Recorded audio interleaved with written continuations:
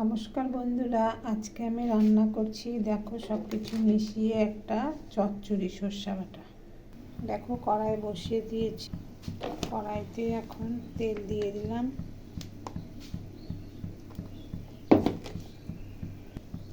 দুটো শুকনো লঙ্কা দিলাম আর একটু পাঁচফোড়ন দিয়ে দিলাম। এখন সবজিগুলো ছেড়ে দিলাম।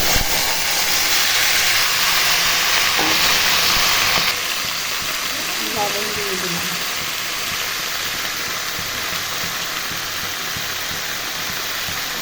হলুদ দিয়ে দিলাম। সবজিগুলো এখন ভাজা ভাজা করবো একটু। দেখো সর্ষে আর লঙ্কা নিচ্ছি, এখন পাটায় বেটে নেব। মশলাটা এখন পাটায় বেটে নেব।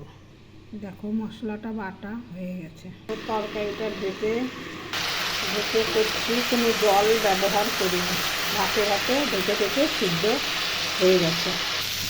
সিদ্ধ হয়ে গেছে, এখন একটু ভাজা ভাজা করছি।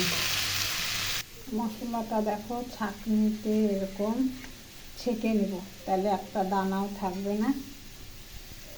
দেখো সর্ষে বাটাটা ছেঁকে নিয়েছি। দেখো আমি চচ্চড়িতে জল দিইনি, ঢেকে এভাবে করছি। এভাবে আমার সিদ্ধ হয়ে গেছে। সামান্য একটু চিনি দিয়ে দিলাম। সবজিটা দেখো ভাতে সিদ্ধ হয়ে গেছে। এখন আমি এই যে সর্ষেটা বেটে রেখেছিলাম লঙ্কা দিয়ে, এটা দিয়ে দিলাম।